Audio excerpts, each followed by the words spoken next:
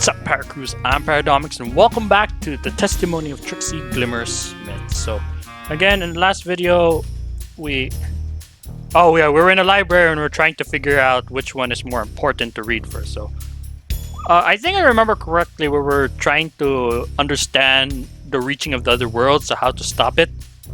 Oh my god, because this is like a long read. Okay, so let's go with this one first. Reaching Other Worlds seems to be based on a Dark Age grimoire written by a bird scholar at the tail end of the age. Nikita seems set on reaching Carcosa.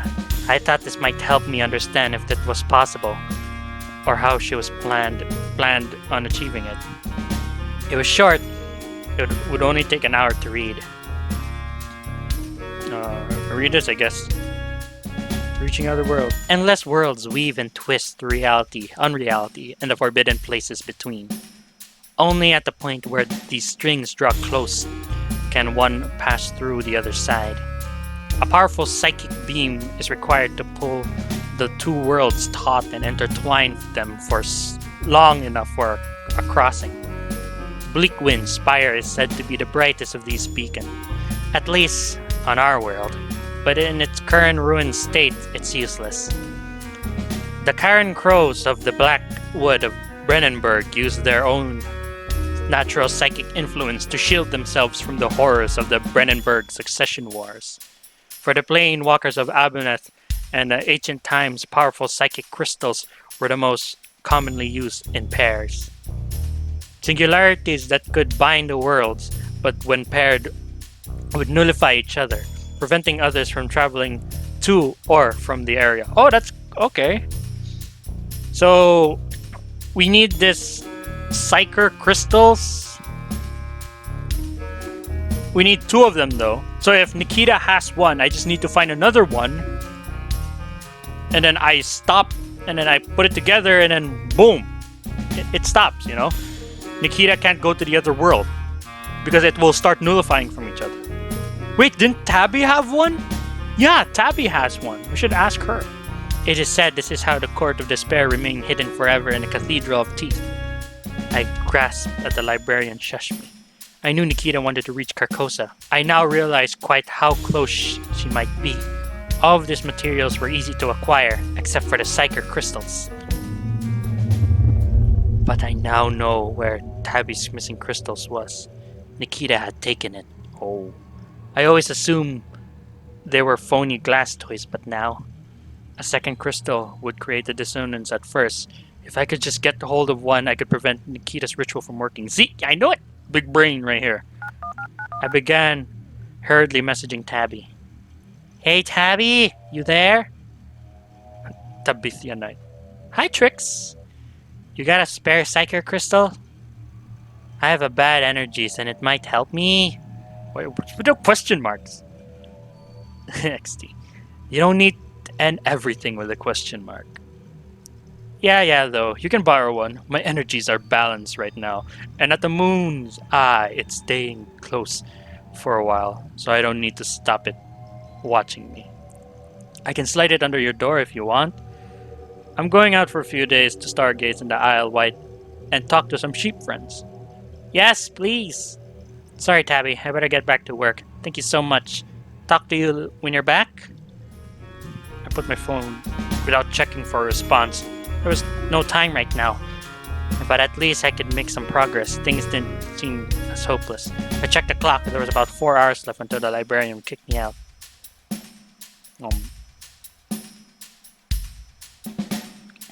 What else do we know? Well, now we know how to stop her. Now we just need to know where she is. Okay, there we go. A cursed play of a study seemed to be a thesis of some kind, but it definitely looked relevant.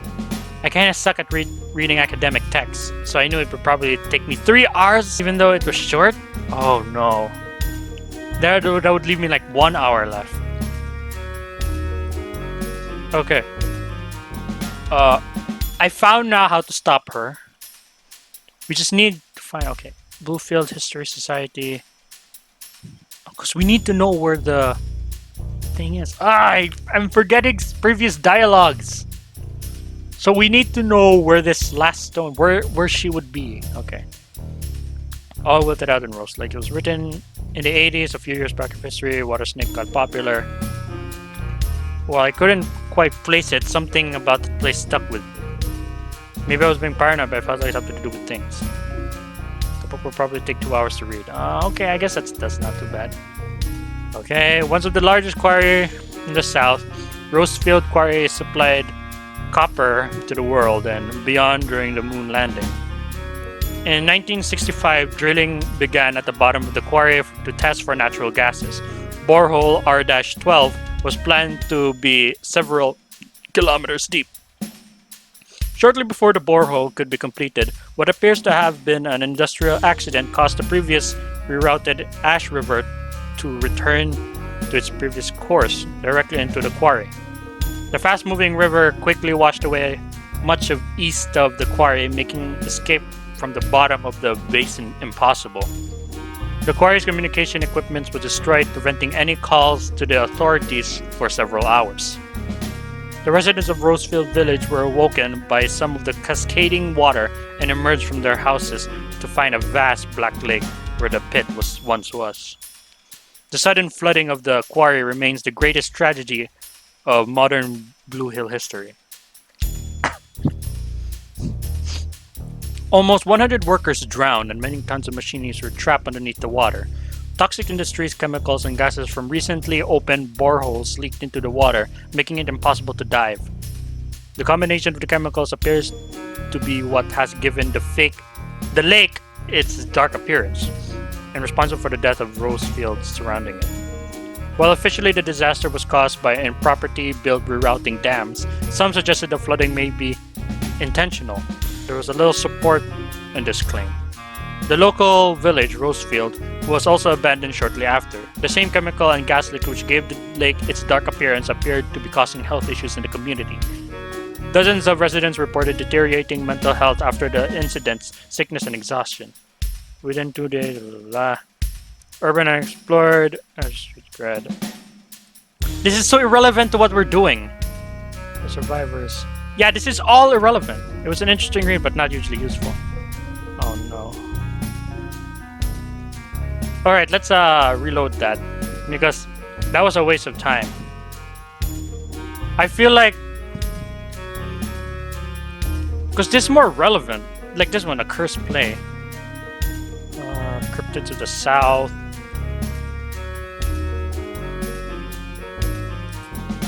I have more time now though. The Wilhelm notes, the Great Crusade. Let's do here. A cursed play of the interesting. Okay, so I have no choice. I have to do this. A cursed play of a study. Thesis by Daisy Tell. In this thesis, I will argue that the mythos surrounding the King in Yellow has intentionally evolved the play into purely capitalist creation. The original play, supposedly written by the disgraced Inquisitor Wilhelm in the late 17,000s, details the decline of ancient Star Empire ruled from the ivory throne of Carcosa at the hands of the titular King in Yellow. Okay, we don't have. Of course, it is difficult, if not impossible, to know any detail about the play for sure. Our only source on the original text come from Wilhelm himself, in his infamous notes, and it is well known that he is quite mad by the times these were written. Readers of the play often talk of the yellow sign and the sigil spoken about the fear throughout the sources, though most notably in the accounts of Polo Palacio. Okay, I don't want to read that. It's irrelevant. This sign is supposedly used as some sort of mark branding those know the play and drawing near the readers. Commonly, this is depicted as a simple eye design, a long pupil extending outside the bounds of its eye itself. Some depictions are more abstract, although this seems to be in relation to a specific 1876 printing of the play, which was widely regarded as a fake. Of course, no real evidence exists for these strange properties, but it is likely an addition to play's mythos intended to further build its reputation desirably. Henry Goldsfield argues that the play exists purely an elaborate money-making scheme, with each terrible new rumor adding to its value. This seems a likely conclusion. Thesis continues in this vein for some time. I was sure I was in Great Crusade. I didn't really learn much use of it. Oh no. That was useless. That had nothing to... Okay, you know what? I'm just gonna... With this time, I think I'm done now. Because I don't think anything of this are giving me information. So I'm just gonna finish reading. I was getting really tired of reading half of this stuff and it seemed completely useless. I was about to give up, but had second thoughts. Was I really done?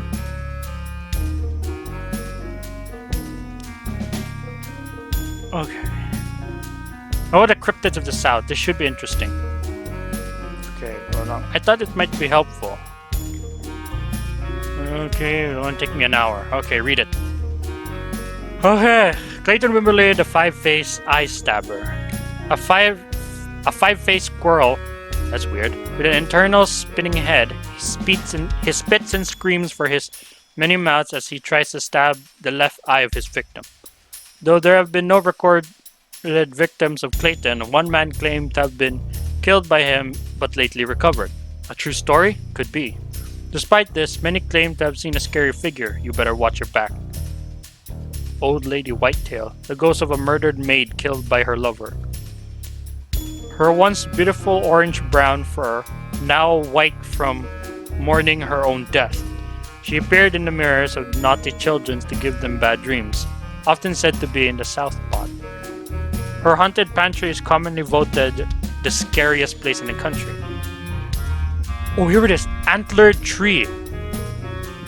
This could be important because for some reason the antlers is like everything here is almost related to deers. Alright. A manifestation of the ancient god. The antlered tree is said to be a deer-like creature as tall as a pine tree. What? As tall as a pine tree. As tall as a pine tree, its head decorated with a bush of sharp antlers that pierce the sky. Often thought to be a bringer of prosperity and food in hard times, it is a popular figure for worship even now in some areas. The residents of North Acres are particularly known to hold secretive festival dedicated to this mysterious figure, though rarely an outsiders are able to glimpse the ceremonies. Mr. Sprongley. Mr. Sprongley is fucked up. We don't know what's going on with this guy. Quiet figure. Tales of a shambling tatty figure that's been commonly throughout the history of the county.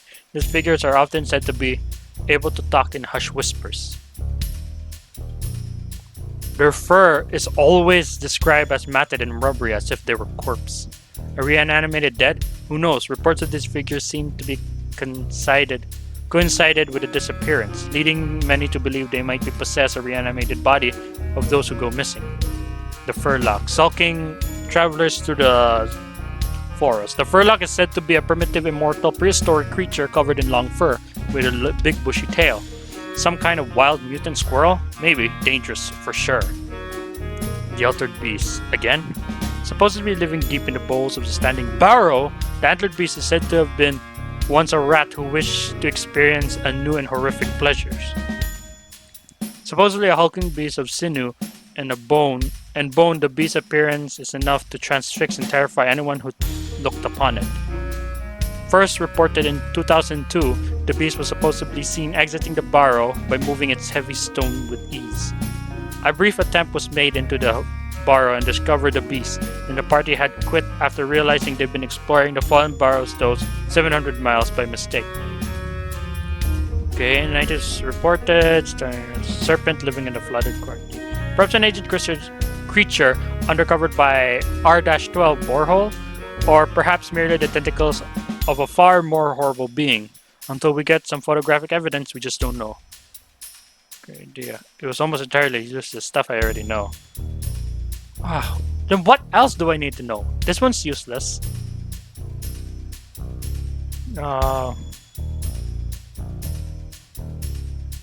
Crusade, I guess. I know most of this stuff. I don't know why I picked it up. Spellcare Project 2 hours.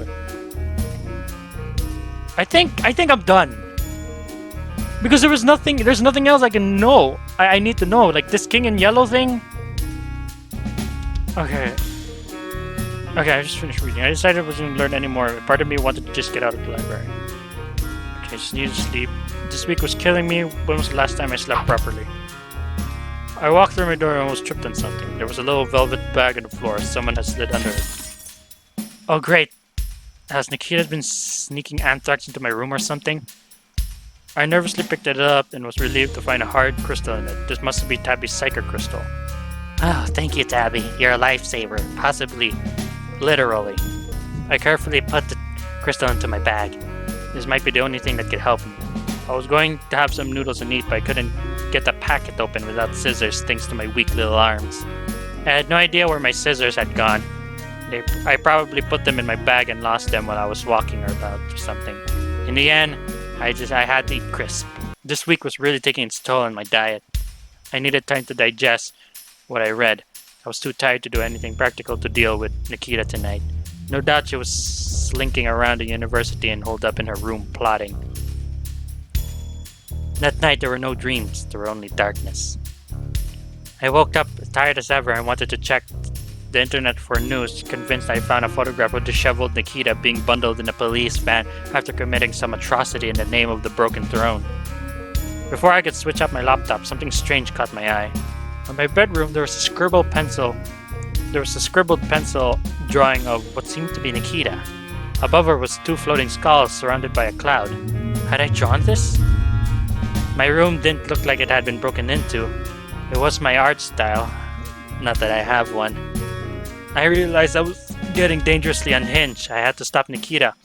Only then I could start to recover. Also, I just figured this out actually quite long ago. Oh my god, the sunlight. Yeah, I've noticed the sunlight's hitting me as well. So like my skin looks like it got burnt off or something. So the testimony of Trixie Glimmer Smith. So Trixie is actually telling us the story of what happened to her, just so she has like a few days off so that she can pass her she needs a week off, I guess, before she passes her, what do we call that, her thesis, I guess. I don't know, but so it turns out that the narrator is actually Trixie. She's just retelling this story again. Fortunately, it looked like Nikita hadn't been arrested for any terrible crimes. Unfortunately, this means she was still my problem alone. Yesterday, Nikita had, well, not admitted to being at Daffodil Lane, but it was fairly obvious she had been. I was pretty sure she wanted to open a portal to the white gate of the alley in a cursed basement. I needed to know if she had done anything there. Maybe we could find a way to stop her. I ate some sugar flakes and got ready for a long walk in Daffodil Lane. That only takes 3 seconds for us. I arrived in Daffodil Lane only to be greeted by a loud caw and a mangy magpie again. The caws sounded like it came from a creepy cottage, as if it was calling for me. I tried to spot the magpie, but they were nowhere to be seen. Oh god! Hi, Trixie! Oh no, Parsnip. Fuck! I span around and screamed. Directly behind me, less than half a meter away, stood Parsnip. Oh no! Please don't say bad words. This is a no bully zone. Sorry, Parsnip, you just scared me is all. I didn't expect you to be stood directly behind me like that. No one ever does. I'm very quiet. Why did the music get all of a sudden ominous? I couldn't help but feel slightly creeped out by that. I turned around to look for the magpie. I was sure I could feel their beady white eyes locked onto me, but they were nowhere to be seen. Reluctantly, I turned back to Parsnip, who was greeting excitedly, and I noticed he had a picnic basket with him. I have a picnic! Would you like to come with me, friend? I was kind of hungry, but I felt like I should probably get on with stopping Nikita. What? Why would I wanna decline? I'm sorry, Parsnip, but I'm busy. Sorry, Parsnip, but I'm kinda busy. I have big girl work to do. Busy? Too busy for a picnic with me, Parsnip Bunner? That's so sad. Are you sure? Yeah, sure. See ya, Parsnip. I ran away. Phew. I stood in front of the abandoned cottage, the gateway of Carcosa, according to Nikita at least. I didn't trust myself enough to truly doubt her. I needed to make sure Nikita hadn't done anything there. The cottage might have been the only place I could stop her. The upstairs seemed pretty much as I'd left it. I knew I was going to go downstairs. Not a fun thought. Memories of my last visit still swam in my mind, Fuzz. It was time to accept my fate and return to the basement where this all started. Oh, the skulls sat in the same position as before. I almost started to believe I really had imagined them speaking to me. Ah! But before I could step any further into the room, they snapped around to face me. My heart sunk as I realized returning here was a mistake. Oh, okay, they're cracked as usual. Another guess. The little rat returns. Hello, friend. I was frozen. Whether to be shocked or by the ghost designs, I don't know. Your friend. Yes. The deer was here, searching for the gate. A gate she found. Already present, the yellow sign. Creator I am. Forever, never to be removed, no matter how much I tear at its paint. The gate is present. It only needed a key. No more preparations are needed. Only the moonlight of the full moon. If what the deer says is true, a believable claim, for I too require tonight's white light. Reunite, broken body, no more. If the deer speaks true, then endless ashen terror crawling forth from the lake. The rapt point fingers of the king leading them. A decay will spread the rot. Then I was too late to prevent Nikita performing her ritual. It would be up to me in person. A battle I'd probably lose. I spent a lot of time studying the moon. It was pretty important to a lot of myths, especially around here.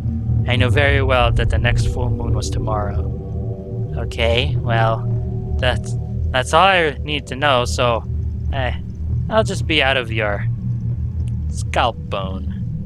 Leave, return. It is not important. This hovel is tainted, unclean. I have no further use for it. I shall not be present for this evil. You would be wise to leave, little rat, before the ritual is performed. Farewell, little one. The ghost was leaving? Why? Not that I care, as long as it was out of my life. The skull shattered into dust. Any evidence of their existence turned into fine bone powder that joined the spores and dust in their toxic dance. I was thrown to the ground as the gold mist floated out of the basement like snow in the breeze. I climbed to my feet, my head ringing. I must have hit it when I fell. I made my way outside and caught my breath. My phone buzzed. It was Belle. Hey, Trix, up for an outing? I'm bored. Oh, I don't know. I'm kind of busy. And, I have stuff to do, so... Oh. Okay, see you someone else then, hun. She sounded disappointed. Belle seemed really desperate for company. Felt like I should go deal with Nikita, but I realized there wasn't anything I could do to prepare. I was exhausted and could barely think. All I could do was wait for tonight, the full moon.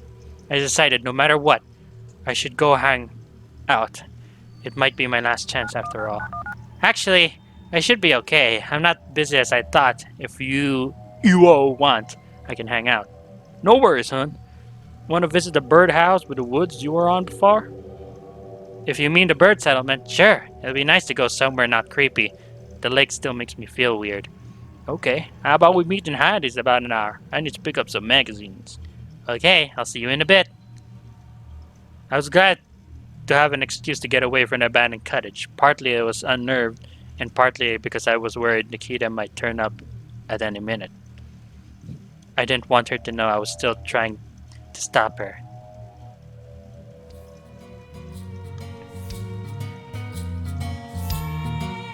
I was worried my slow little legs would make me late, and that I'd find Belle's skeleton waiting for me outside the shop.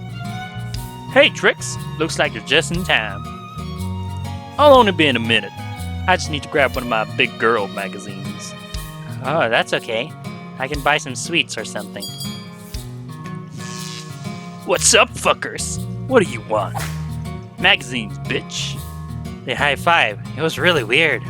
I don't really get Belle and Heidi's relationship. I guess it's too cool for me to understand. I'm here too. Again. I wave awkwardly. Hey, Trixie. Nice to see you. Where are you two off today? Caca Bree Tree. The old bird settlement in the woods. I'm into that kind of nerdy stuff. You wanna come along, Heidi? Plenty of room for the milk float. Sorry, Belle. I'm pretty busy right now. I've got some stuff to move. She motioned over to the pile of boxes on the counter. They looked like they were full of old antiques and books. But what really caught my eye was a strange white mask. Besides, I ended up in a scrap last night with someone wearing a box on their head. I won, obviously. I hurt my leg pretty bad when I tackled them, though, so I'm not really up for any outing. Hey, sounds nasty. Did you catch them? Grr. Nah, they were pretty small and hyperactive. They managed to get away, albeit empty-handed. That sounds pretty scary. I'm used to it. I've gotten into a lot of fights in my time. And I won all of them. Heidi's pretty scary, but in kind of a good way. Say, Heidi, your magazines are all mixed up. I couldn't find milk jugs anywhere. Huh, so you're right. Let's take a look. The pair started routing through the magazines in search of Belle Switch. My attention was drawn to Heidi's stuff was moving, in particular the white mask. It was pretty eerie, felt out of place. I shook the feeling off. It was probably a costume for a party or something. Belle managed to get hold of her magazines, and I totally forgot to buy any sweets. Anyway, we better get going. We've got a pretty long drive, and it was already getting late. Okay, you two have fun without me again. Bye, Heidi. Actually, hey Trix, mind if we stop by La Rose for a bit? I haven't seen her for a while, so we might as well say hi on the way, right? Sure, Belle, I don't mind. I kind of wish Belle had let me know that before I walked all the way here. Yeah, you know, she could have just waited by La Rose's place. La Rose was lazing around in her deck chair. Hiya, La Rose. How are things? Belle, I didn't expect to see you here. I'm just taking a break from marking homework. Not lazing around doing nothing all day. She glanced at me. I waved awkwardly. I didn't realize you knew Trixie. Sure do. We're headed to some bird tree in the woods. It's an educational thing. You're more than welcome to come along, La Rose. The more the merrier, right? Oh no. I have a lot to do here, like... She trailed off and kind of gestured randomly into the aether. It looked like Belle was about to reassure her, but Rose cut her off. Crap! Hey, Belle, I just remembered. That piece of shit drone didn't deliver my milk today. That fucking bird killed it when it got too close to its tree. Could I maybe steal some milk off of you? I glanced over the tree. As normal, the strange magpie was nowhere to be seen, though I could feel it watching me from somewhere. Hey, sure you can, babe. I've got some bottles left over. You can have a few. I don't care about this job anymore. La Rose laughed. It was odd. I've never heard that before. When did you? Belle handed Rose 2 bottles and reached out for a third. Good point. As Belle passed La Rose, the bottle hooves lost grip. Belle's clumsy hooves desperately tried to grab the bottle as it tumbles through the air like a very heavy, transparent, and milky blue poppy petal.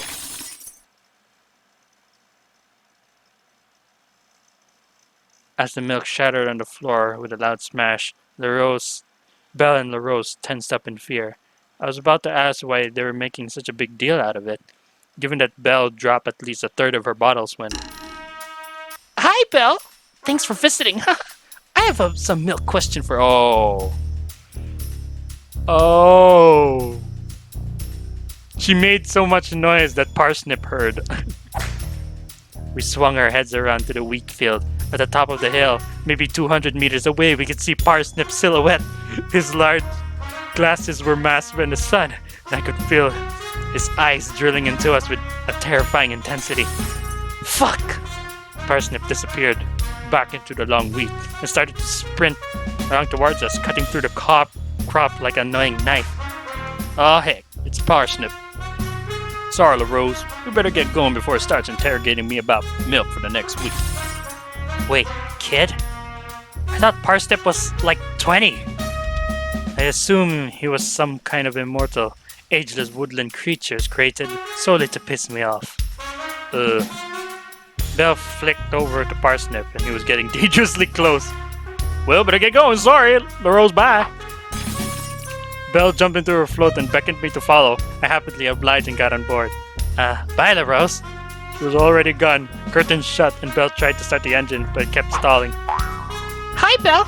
I've got new questions for milk today. Does backward milk exist?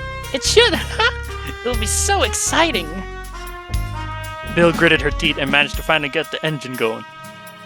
The milk float sped off as Parsnip continued his speech behind us, growing quieter and quieter with every driving law we broke. Hey, Belle. How do you know LaRose? Is she a milk customer?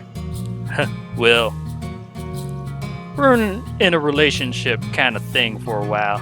It didn't end badly or anything, it just sort of stopped, I guess.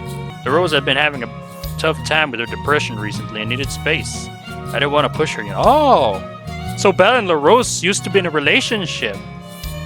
Okay. I don't know, maybe I should reach out to her. I'll try to get her outside next week. She's a good friend, and I want to make sure she's doing okay.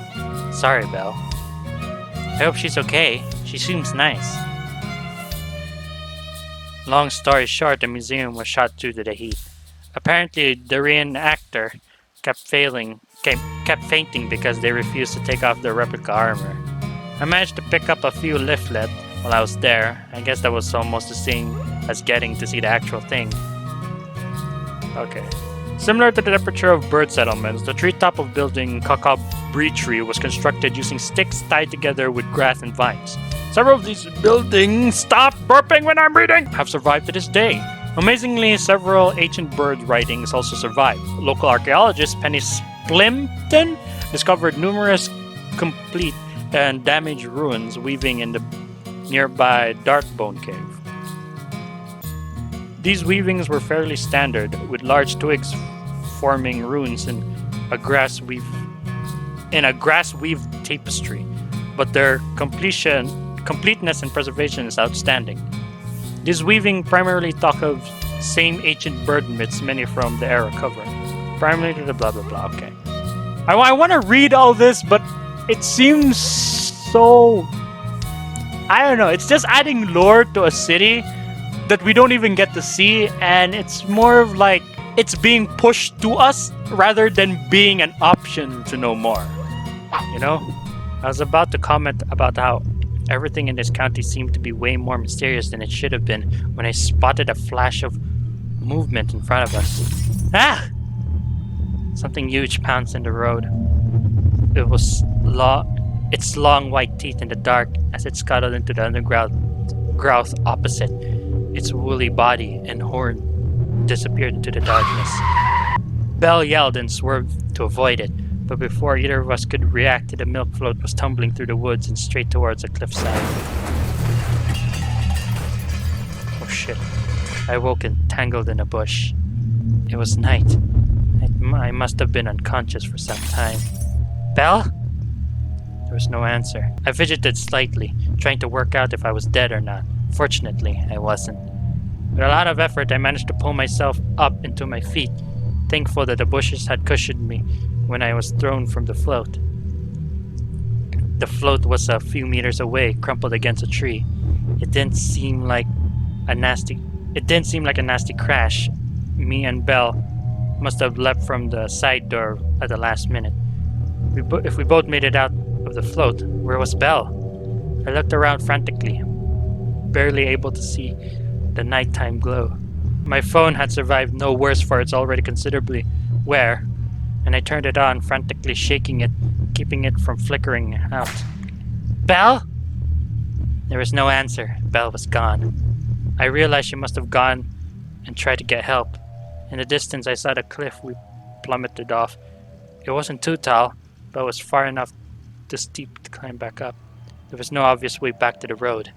I began to panic. I didn't want to be lost and alone here at night, and not after all the stories I've read about the woods.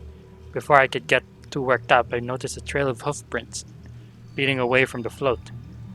I let out a sigh of relief. They led deeper into the woods, into the hiking trail, not far from me. Maybe Belle had followed the trail and found help? She left without me? Didn't look for me? Or did she just leave me in the bush to die? I started to walk down the path. I had a slight limp. I was worried something was broken, but it turned out my leg had gone to sleep. I must have been led on into the bush. I didn't know how long I followed the path through the dark woods. Every sound put me on edge. Each crack of branch under my foot, rustles leaves as I brushed past the trees, or whispers of the wind made me fear the world. Oh my god, this is reminding me of the time I got lost in the wood when I was like 12 years old. Like legit, it was so dead quiet. Like it was so quiet, and every time I move forward, it gets darker and darker. Like any noise is so frightening.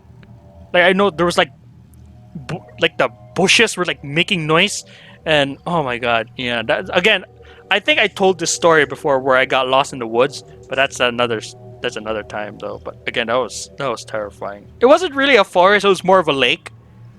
And what made the lake even more terrifying was that the lake was filled with crocodiles, so that did not make me any more happy. Alright. That I was being stalked. Months of reading spooky stories were coming back to haunt me. I started to curse my imagination, but then I realized it wasn't me stepping onto branches or brushing past trees. It wasn't the wind whispering through the dark woods. It was something else. I stopped. A second later, lagging behind my movement, a snap. I was being followed. I spun around in fear. Through the trees, silhouetted in the moonlight, was a furry shape. The Furlock. I ran, and so did it. Or rather, it glided through the woods as if flying, faster than I could hope to move.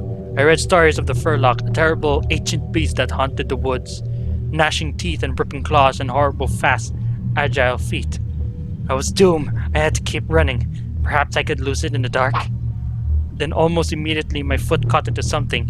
My other foot, I think. I tumbled into the floor. My stomach turned as if I knew the Furlock was soon upon me. I landed face down, and I pulled my hands over my head, curling into a fetal position. If I was to perish, I wished to do it without looking at the Furlock's terrible face. Nothing happened. No terrible snarl followed by an onslaught of mangled claws and crooked fangs.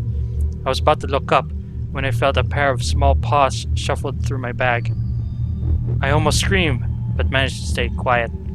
Playing dead seems to come natural to me. They grabbed something and sniffed curiously. The Furlock was stealing my cheese rope snack, presumably to eat as a side while it devours me for lunch. It grabbed a bulky and a game cartridge from the abandoned cottage. What? That's mine! It's Squirrel Girl! Thief! For an ancient forest predator for the Furlock, had a pretty girly voice. I felt the game leave my bag. My attacker scurried off into the woods. After a few moments, I climbed up. Everything else was in my bag. Did I just get robbed by a feral child? I thought the missing Squirrel Girl. I wasn't making any sense of this. Right now, I just wanted to get out of the woods. Belle couldn't be that far. I followed the path for a long while, then I saw her. I was relieved to no longer be alone, but something was wrong. Belle stood in front of a small pond. The pond was lit, but not by moonlight, starlight, or torchlight. Despite the ominous black water, I was strangely drawn to it. A feeling of unease welled up inside me. My mind was pulled back to the black water of the terrible lake. I could tell, deep in my mind, the pond was bottomless. Belle? She jumped and turned, looking confused. Oh, hey there, Trixie. She glanced around, looking increasingly disoriented. Say, Trixie, hon, you don't happen to know where we are, do you? We crashed into the woods, remember? You wandered off. Are you okay? Did you hit your head or something? Belle stared back at me blankly for a moment, while her brain ticked over her memories of the day. Well, I'll be. That's right. I was following you along the hiking trail, remember? And I ended up here. She turned to the pool of the inking black water, shivered. What did she mean she followed me? Oh, there was a story, like that dream where there was another Trixie. Well, darn. Heck knows what I was thinking staying here so long. It's pretty nasty, huh? I could tell she was still confused. She almost sounded afraid.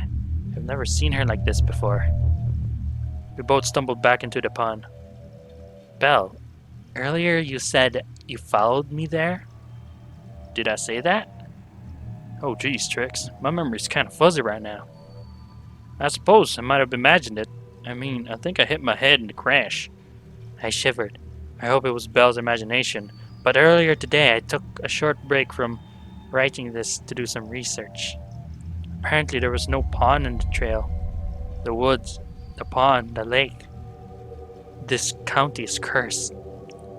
But this wasn't relevant to this account, sorry. At the time I decided to not bring it back up. The last thing we needed was walking through the dark wood forest with spooky thoughts. Hey Belle, this is going to sound pretty weird, but I'm pretty sure that the missing squirrel kid hunted me through the woods and stole my snacks. Belle turned to me face up, a somewhat bemused expression wrought on her face. Excuse me? When I was tracking you down, I ended up getting chased through the woods. I thought it was a monster or something. But once it finally caught me, they had a little girl's voice and took a video game I found back in Daffodil Lane off of me. Apparently it was theirs. I don't know, it was pretty weird. Maybe I dreamt the whole thing? It did seem pretty far-fetched. Maybe I fainted from all the running and the stuff had just fallen off my bag. Maybe I guess the dark played tricks on you, right? And the head trauma from the crash. Sorry, this has been a crappy day, Trixie. Oh, I mean, it was fun until the crash, which wasn't really your fault. Well, I'm glad you enjoyed some of it. I wanted today to be fun, though. I've been feeling a little lonely recently. Yeah, I noticed. What? Despite my steely resolve? It wasn't hard to notice that you were feeling weird about company. Oh, heck. It's just, all my friends seems to be avoiding me. I know they aren't. Everybody's really busy recently and has other things in mind. Brain's kind of mean thought, right? Sometimes I worry everyone secretly hates me. I don't think anyone hates you, Belle. I mean, geez, everyone seems to really like you. The Rose, Greg, Heidi, me. Oh, shucks. I know, Trixie. Always hard to believe it, though. I guess I just had some unresolved emotional issues from pre-transition. Pre-transition? Oh, so you were once a boy? Okay. Want to talk about it? Nope. Okay, fair enough. I've only known you for a few days. Maybe that was a little personal.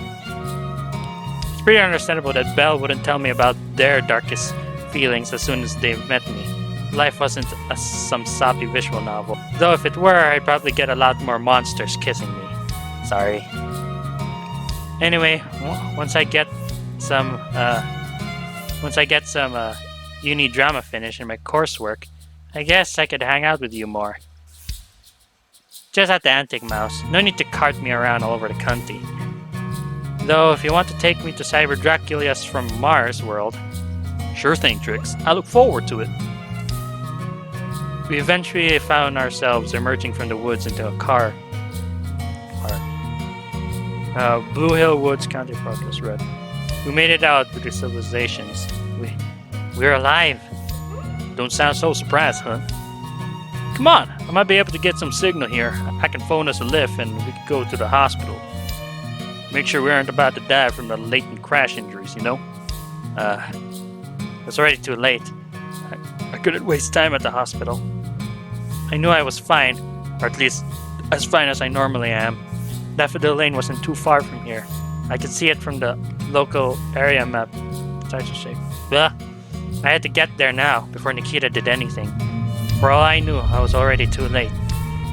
Belle, I need to go. There's stuff. I need to help my friend. Are you sure you're okay, Trix? Don't you want to go to the hospital with me? I'm fine, really. It's just some uni drama I had to deal with. The stuff that's been bothering me the last few days. An argument over the book doesn't sound quite important enough to warrant skipping hospital after crashing down a cliff in a milk float. Whatever, I trust you. Okay, Trixie, if you're sure you're fine, and it's really important as you say, you go do your stuff, yeah? Just message me tomorrow to let me know you're not, dead. There was a decent chance I would be, but I decided to keep that to myself. See ya, Val. Thanks for hanging out all week. Bye-bye, hun. I'll see you tomorrow. I turned and ran as fast as my weak little legs could carry me. I really hope I could see Belle again. I walked down Daffodil Lane towards the abandoned cottage. Alright, so anyways, I'm gonna end the video here. So, maybe tomorrow is gonna be the last, or the day, or when I come back to this game, might be the last video for the testimony of Trixie Glimmer Smith. Man, how many parts have I done for this game already? It's been so long. I'm so interested and so in love with the characters that they have here. It's just so, I don't know. It just keeps drawing me back into it. And I'm glad, again, a lot of you guys are enjoying this. But I really hope, though, all of this pays off. I didn't, mess up or something. Or there was, a specific dialogue that I could have chosen. And then that, oh no, I didn't read this part, so I didn't know what to do with this. And I have to go all the way back to the start again. Because again, I don't think I feel like I should be hanging around with Belle. I feel as though that hanging around with Belle and Greg is just to know them more, while hanging out with ID actually is more important. I don't know.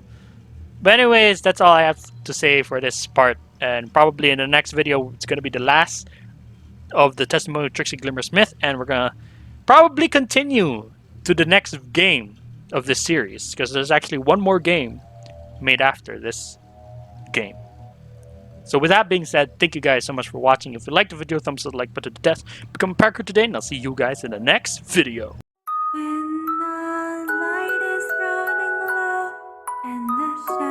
That's not a picture.